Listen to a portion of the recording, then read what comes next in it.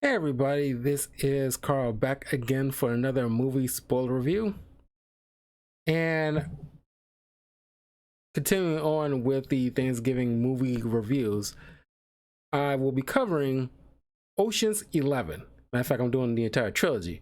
Won't be doing Ocean's 8 unless you guys leave a bunch of comments or better yet, put in a request on my Patreon, wanted me to do a review for Ocean's 8. Because from my understanding it wasn't very good and I don't have that personal interest, but if enough of you put in the request, then yeah, I'll be more inclined to do it. But only concerned with the trilogy, because it's a heist movie. It's probably one of my favorite heist films of all time, and like it's one of those rare kind of heist films where none of the group are backstabbing each other. They're like a unit or like a family of friends, type of thing. And in honor of Thanksgiving, which is all about, togetherness among friends and family, this seems very appropriate in my eyes.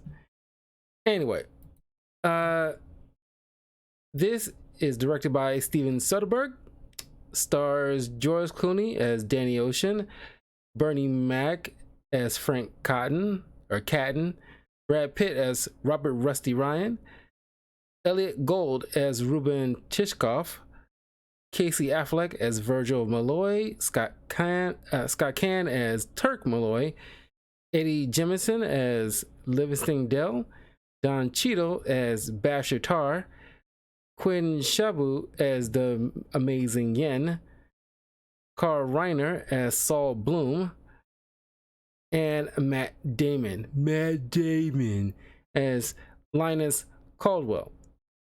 And of course, there's Andy Garcia as Terry Benedict, Julia Roberts as Tess Ocean, Scott L. Schwartz as the Bruiser. So, this movie opens up great. It really sets the tone of what you're into and just who Danny Ocean is right away. It's just him meeting with his pro board. It looks like they meet in a freaking gymnasium, in my opinion. But speaking his case on why he should get early release, of course they granted it to him because obviously in a funny kind of banter, but just George Clooney, why not? We'll let him out anyway. It's just that he is an ex-con, or I should say ex-thief, one of the best thieves, and it turns out it's just through the line of dialogue where you can infer, he mentioned about he going through a self-destructive manner. That's why he got caught last time, as opposed to other times where he may have been implicated but never really had enough evidence on him because he was that good. But one reason he got caught last time around, or at least the first time, I should say, is when his wife Tess left him. And I love this funny line of dialogue where it's like, when they asked him, like, would you repeat that self-destructive manner? And he says, well, she already left me once. I don't think she'll do it again just for kicks. I just always love that line of dialogue. And that was very, very witty banner. So he's released. Of course, he immediately breaks his parole. And, he's supposed to be remaining in Jersey. He travels all the way to LA to meet up with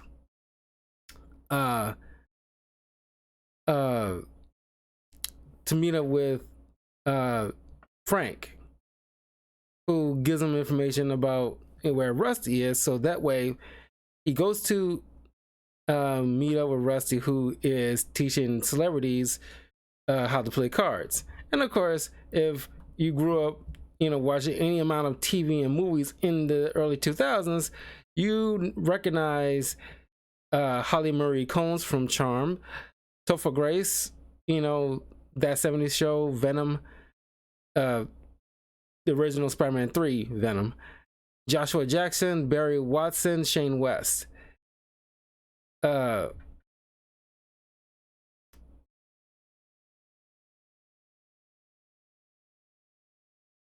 Make sure I ain't missing anybody.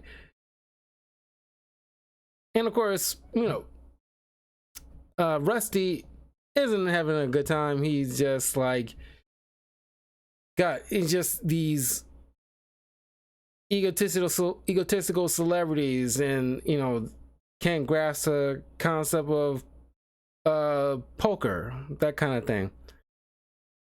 So later on, and this is a funny moment, they literally walking out of this club because they way in the back being taught. It's like, why you need to be in the club being taught how to play cards, where you can literally go to any one of their houses and do that there privately.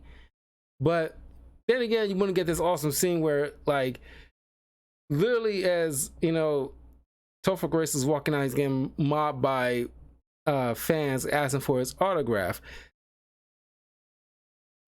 Glossing over the fact that you literally got George Clooney and Brad Pitt just literally walking right out behind them, and realistically, now no shade to Topher Grace, but Brad Pitt, George Clooney, you know, it's just like, you know, there's a hierarchy in terms of like A-list hot celebrity dudes.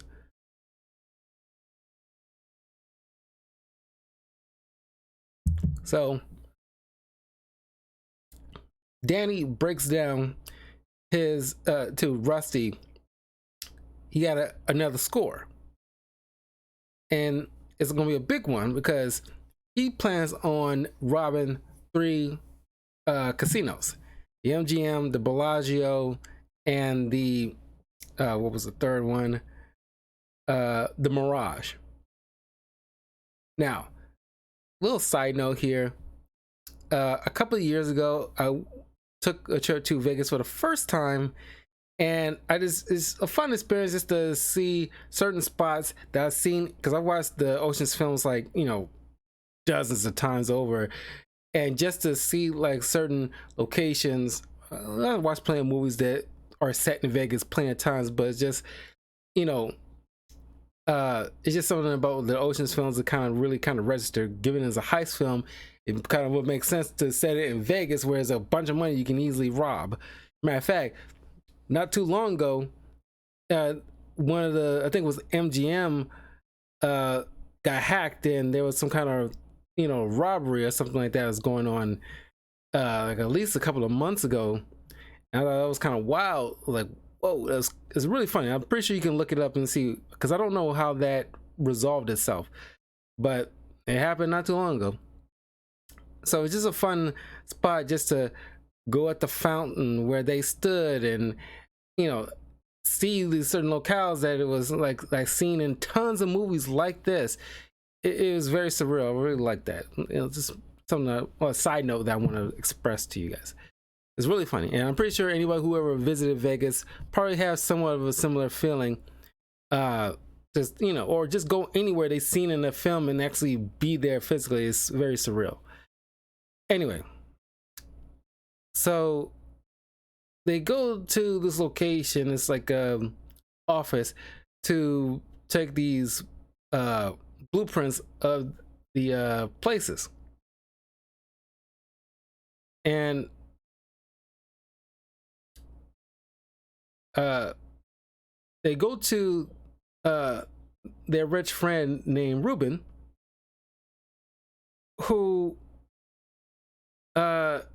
explains to them how trying to rob a casino, let alone 3 casinos, is such an idiotic idea that is never, well, he points out there's only been 3 attempts, at least maybe in the movies.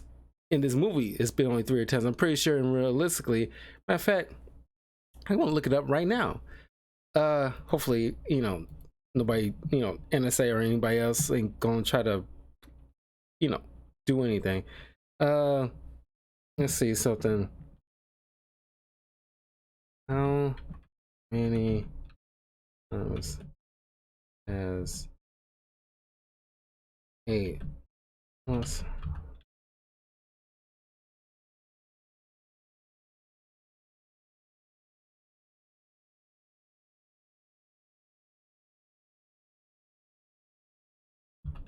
in robbed. Let's go since the 60s.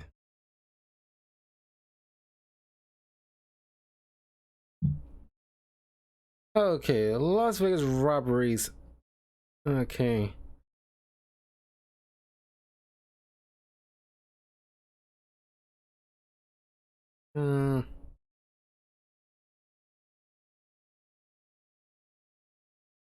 Okay, on January 8th of this year, Caesar's Palace was robbed just before midnight.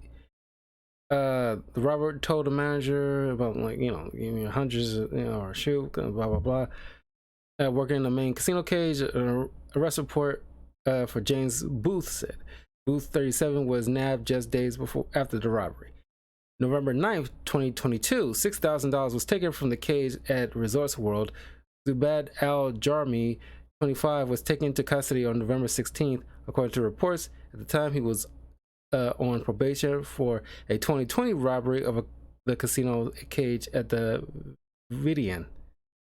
April 2022, a federal grand jury indicted a Las Vegas police officer accused of robbing 3 casinos and stealing about $164,000 in early 2022. Caleb Rogers was accused of taking about $78,900 in cash from the Rio on February 27th. About $78,810 from the Red Rock Resort on November 12th, and about $11,500 from the Latte Hotel on January 6th. According to court filings, Rogers allegedly ran up to 2 employees at the Rio's sports book and yelled, "Get away from the money. I have a gun, I'll shoot." 2019, Las Vegas police officers shot and killed Michael Charles Cohen, 49, after an armed robbery at the Bellagio. Cohen was killed after he shot a cop. Police said Cohen also robbed the Bellagio in 2017. Should have quit while he was ahead.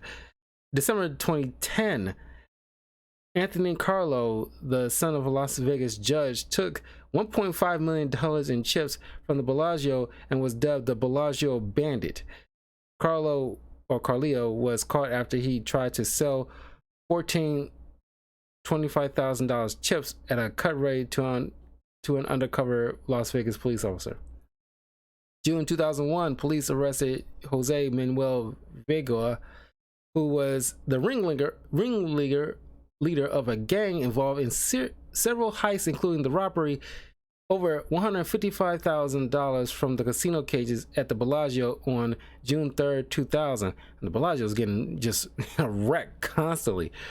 As well as the fatal shootings of 2 armored car guards outside a Ross Dress for Less store in Henderson in March 2000. That same year, 27-year-old Reginald Johnson committed 3 robberies over a 6-month stretch at Treasure Island, nabbing $55,000 in July, about $30,000 in October, and nothing in December 2000, when he was foiled by bars the casino had installed around the casino's cashier's desk. Johnson shot a security guard who survived. He was arrested the next day, according to a Review Journal report from that time, while walking barefoot down Lake Mead Boulevard in a Hello Kitty night skirt and a Santa Claus hat. In October 1993, an armored car driver named Heather Tallchief pulled off one of the most notorious casino heists in Las Vegas history outside Circus when she drove off with an armored van, stealing about $2.9 million. After 12 years on the run, Tallchief returned to the U.S. from the Netherlands in 2005 to turn herself in. She got 63 months, or just over 5 years, in federal prison and was released in 2010. Her co-conspirator, Robert Solis, still at large. The saga inspired the Netflix docuseries Heist. I'll do this last one. In September 1992, a Stardust sportsbook cashier named William John Brennan walked out of the hotel with more than $500,000 in cash and gaming chips and was never seen again. The famed Stardust was imploded in 2007. So, yeah, there's been like,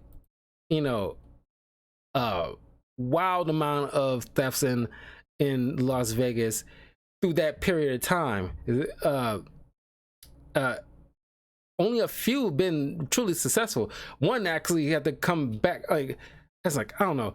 It's like maybe she had a crisis of conscience, and that's why that lady came back. But you became one of the most infamous bank robbers. Managed to get away for a good long decade or so, escaped to the Netherlands, but then came back to turn yourself in. But don't know why you never turned in your partner, because that person's still at large. Who knows how they're living? But yeah, I mean that's the one thing. It's like I love heist movies.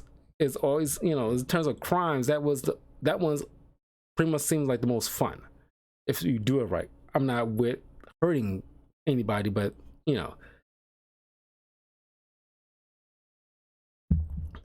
this day and age, very hard to get away with, certain robberies.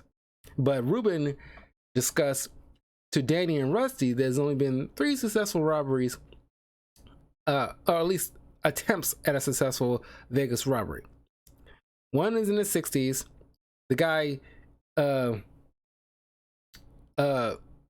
barely, didn't even make it to the door, but he's like, halfway, nearly to the door. The second was in the 70s, where the guy got clotheslined by a security guard's baton right at the doorway. So he was actually able to, like, at least taste fresh oxygen before he started breathing through a tube later. And then the last one was in the 80s, where this dude literally was right outside the parking lot before security, at least I think it was actually police officers, because security wouldn't have firearms, but actually, gunned him down in the middle of the parking lot outside of the casino. So, and then he points out, even if you manage to get all that money, you still in the desert. So like the concept of even getting away is very far-fetched. But then they also pointed out to him the 3 Pacific casinos that they plan on robbing, and he stops everything and is like, those are Terry Benedict's places. And he proceeds to tell them that they all know that Ruben has a grudge against this guy because he muscled them out of a deal to make way with some kind of gaudy, like, casino. But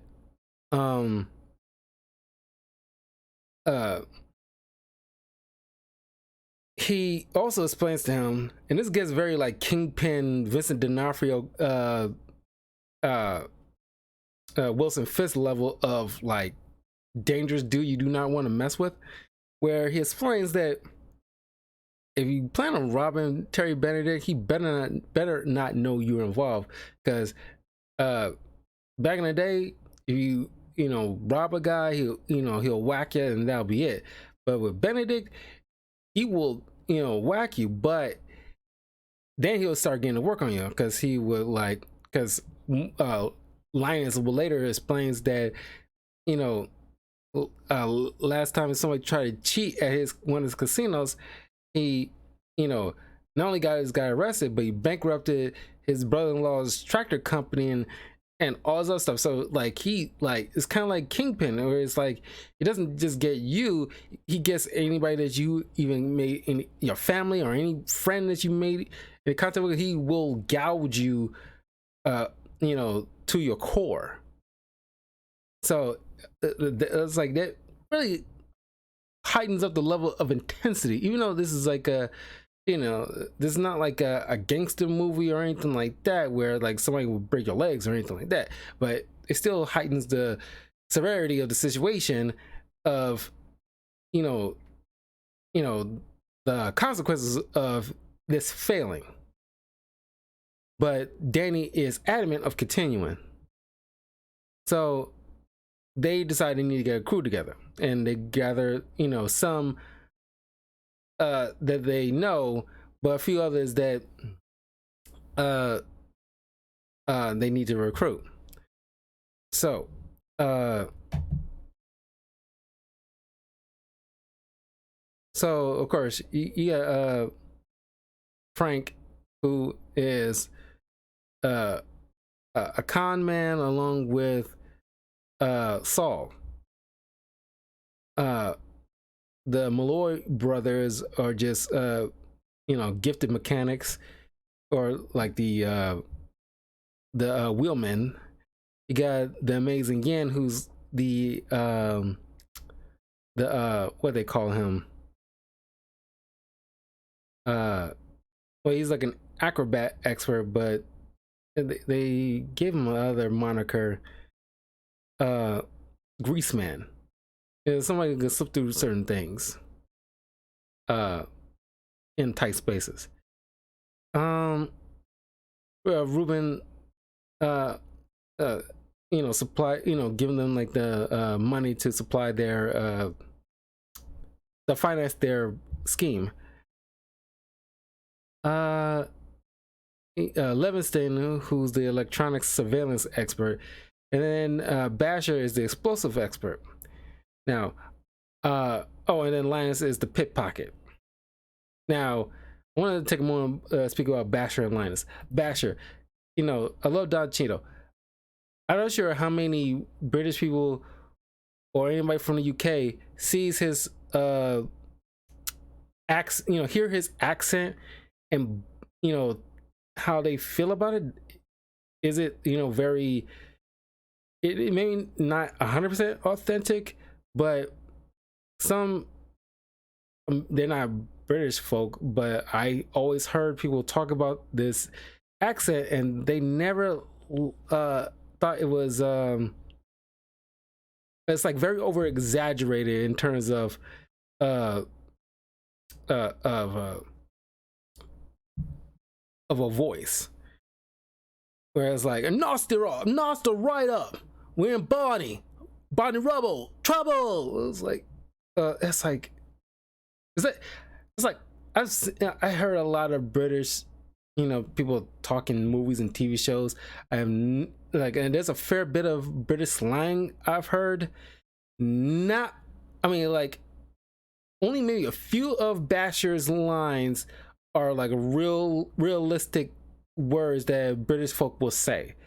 Everything else, like, I never heard another British person say. I think he just kind of maybe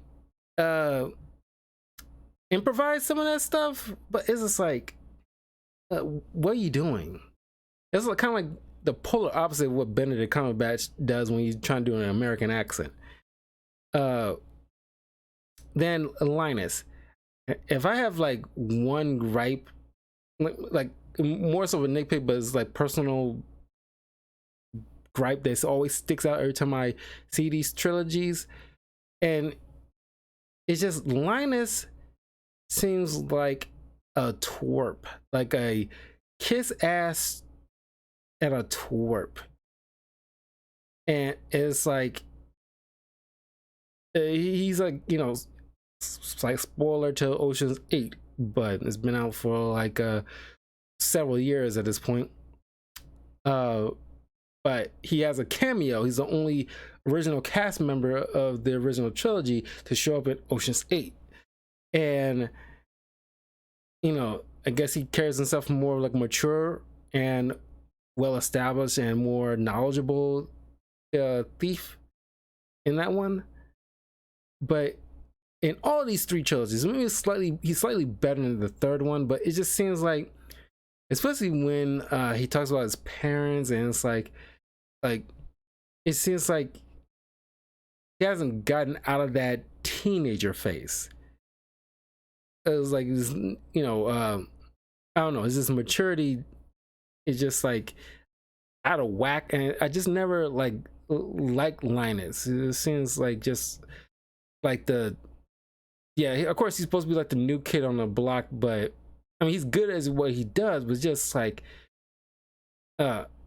certain lines of dialogue make him come across like a kiss ass, and like a kiss ass, a suck up, and just like a whiny, not whiny, but he just comes off very twerpy, and it's like, oh god, he's kind of like, and I'll do like a review of the second one, but I'm gonna say this right now to give like a point.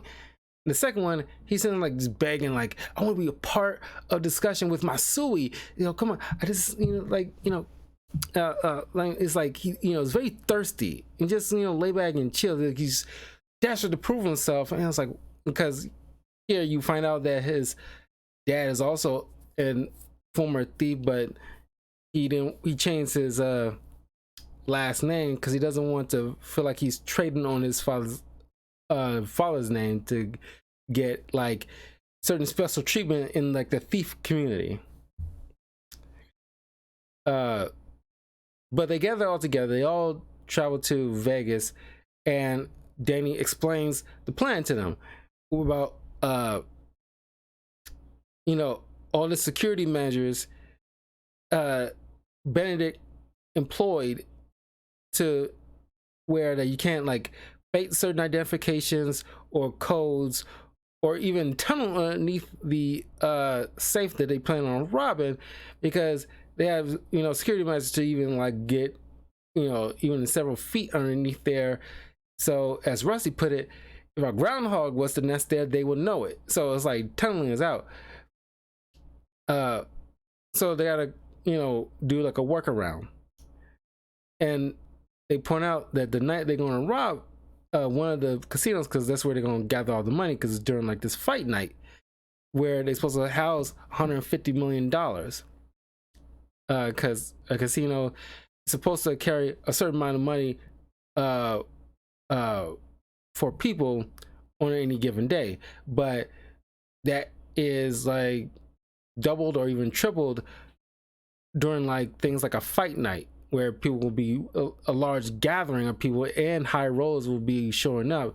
So it's ideal to have a lot more money funneled in to support all that.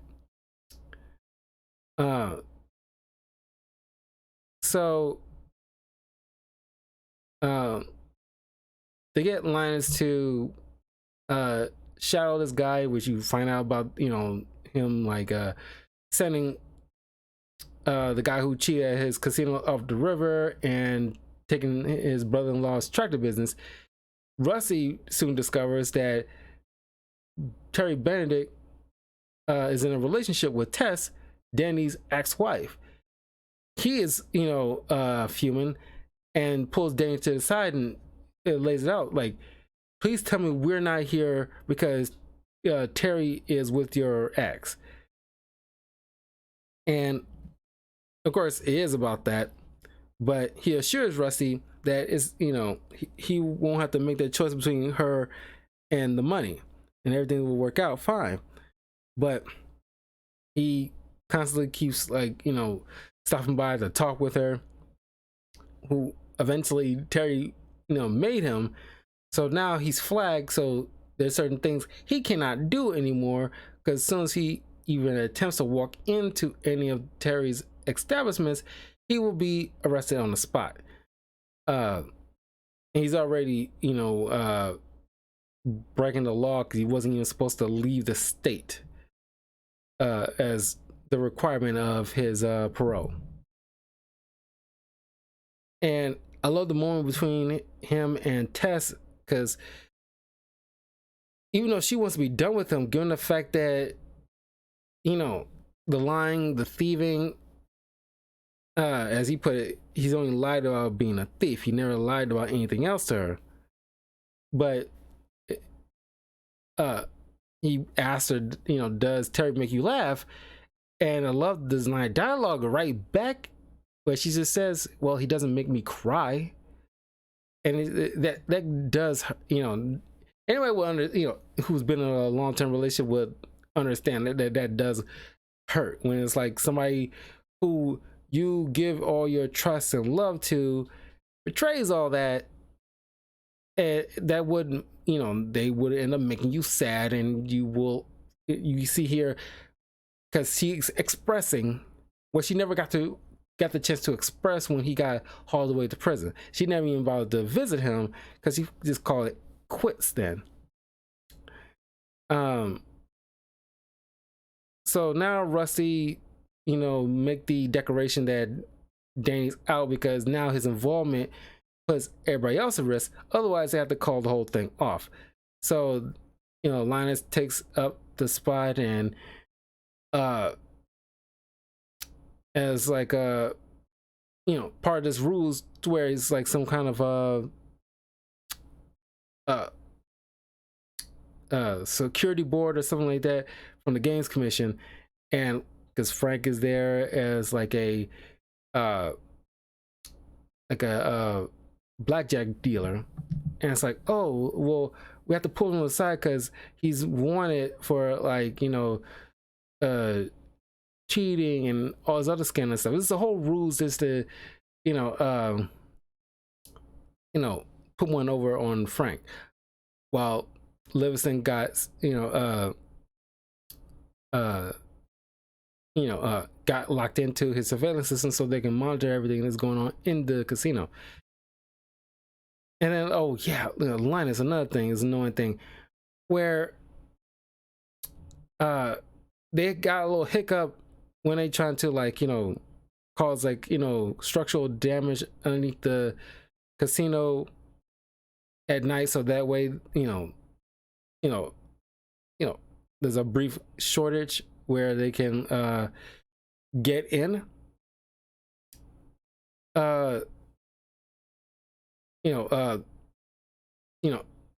Somehow the Benedict's people accidentally figured out an issue that Basher was going to exploit, so now they're fixing it. So now they gotta, you know, figure out another way to do the same thing. And he comes up about this mechanism that so happens to be in LA, in this factory or whatever, where it's supposed to cause a pinch. And a pinch, as he describes it, is the EMP pulse that is supposed to be sent out when a nuclear device goes off, and it's supposed to shut down all electronics before the blast hits. So this machine is supposed to simulate that pinch, so that way they can plan on knocking out the entire city of Las Vegas. So they end up going, and then, you know, Linus comes along. Don't know why they didn't bring him along, because, you know, Yin, Danny, and Basher goes into the building to get the machine, and they leave Linus inside because, like, oh no, you're too new to this. When the time's right, next time, you know, you could come along with us, but this is like not your time yet. So hang back with the brothers. Well, because, oh yeah, and the brothers can be very annoying, to be fair, because they just like bicker like teenagers, and to some extent it's fun listening to these two, but in small doses. They drag it out every time you see them. This constant like bickering. Of course, their brothers, it makes sense, but it's just like at their age, you know, I bicker with my little brother, you know, when I was young, you know, not all the time, but a fair bit. But we eventually stop. You know, even as kids, it's like, you know, we go banter back and forth, but, you know, eventually we stop. We don't drag it on and on and on. And we certainly don't do it well into our adult age, and just, you know, every time we see each other, it's like, you know, like, I'm not touching your face, you know, it's not in your face, it's not in your face. It's like, you know, I give you $1,000, you stop talking right now. Come on, you're acting like a little girl. It's like, oh my God, Jesus, shut up. And I feel Linus's pain. It's like, I do not leave me in this car with these two. But why did you bring Linus along in the first place if he's not going to be imperative to this particular mission? Just to set up him stupidly going out the car door, instead of just maybe you can leave out the car door to get away from these two and just waiting outside until they show back up, he decided to go all the way into the freaking building, and then darn near got caught right as Danny and the others are walking out with the machine. And as soon as he's running inside the van, he shut it too quickly, and Yen's hand gets caught up, and he has to wear like a cast.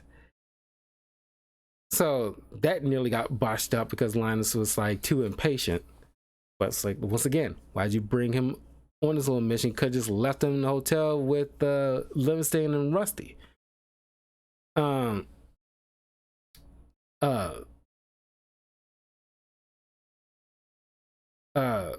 So now eventually everything goes into motion. Danny casually walks up to Tess to give her a kiss and say his apologies, but he also sneakily left a cell phone in her pocket unbeknownst to her. And of course Bandit sees him. They haul him into this back room to seemingly get beat up by this big bruiser who turns out to be working for Danny this whole time, and it helps him sneak into the vents where he meets up with Linus in the elevator. And of course he breaks it to Linus that all this whole thing is a complete ruse just to test out his can you think on his feet and stuff like that. I don't think that's the whole entire thing is completely freaking pointless. But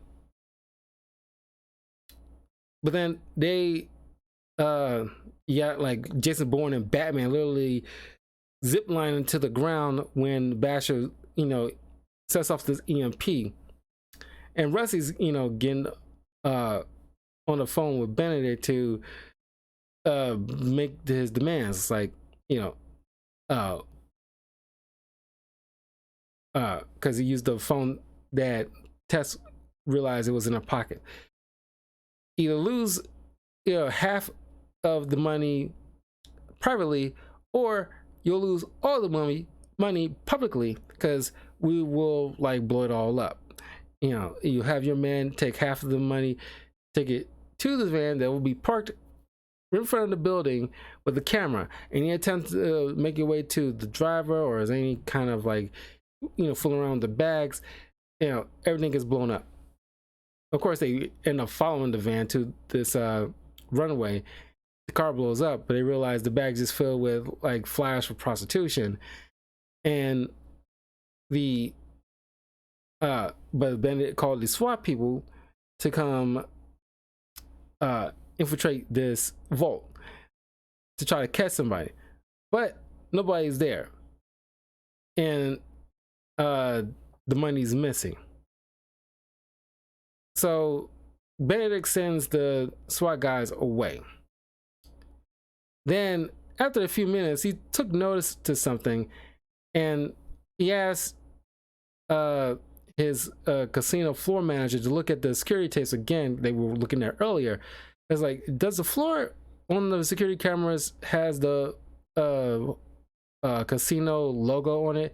And it's like, no, because what he's looking at is their floor and it has the logo. So what they apparently was looking at earlier was a fake tape of these guys practicing a mock robbery in a set up practice room where to look like the exact replica of the vault. So it turns out those SWAT guys were Rusty and the gang, who packed up all those, all that cash and just walked right out of there. And he goes to the back room to find Danny, and he asked him, what do you know about my money? I've been here this whole time. I don't know anything about any money. But like, I know some people who know some people who might be able to get your money back. Like, would you give up Tess for the money? And he quickly says, like, yeah, I'll give up Tess for the money, because he's a greedy prick. And then of course, Rusty convinced her, Tess to watch the tape that was set up by Livingston from the security cameras to see him just casually cast her aside. And most people point out, is this the first time see this guy being ruthless in this manner? Do you think at any point it was a good idea to be with a guy like this? How did they even meet in the first place? So this whole thing is like, you're totally shocked this guy, who I'm pretty sure you're well aware of what he does to people who wrong him. It's just like, you're that shocked that he's not a good guy. So she leaves him. The movie ends with Rusty picking up Danny from prison because he did violate parole months later, and Tess is in the car waiting for him, and they drive off with Benedict's men following behind, and that's where the movie ends. Yeah, I love this film. I love it because when I watch when I want to watch the Ocean's films, I gotta watch them all three back to back. I have to. It's one of those films, kind of like the Dark Knight trilogy. I don't just want to watch one of them. I gotta watch all three from back to from the first to the last. I have to. But yeah, it's a fun movie. It's a fun heist movie. It's like, we need more of those. And the Ant-Man movies count to some extent, but like a true blue heist movie. And the last one, at least relatively notable one, was something. It was like, not Michael Bay, the Snyder, who did this kind of zombie movie that's also a heist movie that went directly on Netflix. That was the last one I ever heard of that had any type of recognition. But that's still kind of more of like a zombie movie than a heist movie. I want like a true blue heist movie, and we haven't had that in quite some time. One that's any kind of fun, because what this trilogy has that even the Ocean's 8 did not have, from the clips that I've seen, it's just these guys enjoyed being around each other. The chemistry between all these actors is phenomenal. That carried on all through the three films, as impressive as it is. And nobody sleptwalked to, even when it got into the point of the third film, which at that time, when I heard that was announced, I was like, oh boy, can y'all still do that? Because trilogies at that time wasn't known for being like a slam dunk. It was always like of course, it still was like slightly lacking as opposed from the other two, but it was still, all in all, a good watch. And it's just that it's impressive that each installment, these guys loved being around each other, had fun. You can tell through the performance. They're just bouncing off each other, and where they're pairing off or quadrupling off from one another, they still kept that momentum going. From the clips that I've seen and reviews of other people's thoughts on Ocean's 8, it's supposed to be an all-female group of thieves. From what I've seen from clips and what I've heard from people, it didn't seem like these gals didn't carry that same energy. I'm pretty sure they enjoy their time on each other, but it wasn't no like fun being around. It just seems like they're more concerned in making it like they took themselves too seriously. That's the thing. These three films wasn't taken too seriously. And just like how I felt about like the Charlie's Angels films, the first two in the early 2000s, and then they try to reboot or remake that several years ago. It's just that there was some issues with the first two Charlie's Angels films. I did a review of those first two films, which both are doing fantastic. One of my highest reviewed movies. You can check that out on my YouTube channel, youtube.com/talkativecarl. I mentioned that just like in those films, the first two Charlie's Angels early 2000 films, the camaraderie between these actors was so much fun. You felt that through the performance. The remakes, Ocean's 8 and the Charlie's Angels remake, it seems like they was forcing it, and they're trying to like be way too serious. Like, oh, female-led movie, empowerment, you know, girl boss, you know, we can do just as good as the all-man group or whatever. And it seems like, God, it's just like, I ain't trying to bash on anybody, because like I said, the first two Charlie's Angels films in the early 2000s had that chemistry and had that fun, and didn't take themselves too seriously with it. But anyway, yeah, I will see you guys in a few minutes as I go over Ocean's 12. Tomorrow I'll do Ocean's 13 and a comic book review of Kang the Conqueror, 5-issue miniseries of Kang the Conqueror. So look forward to that. But I'll see you guys in a little bit. Take care.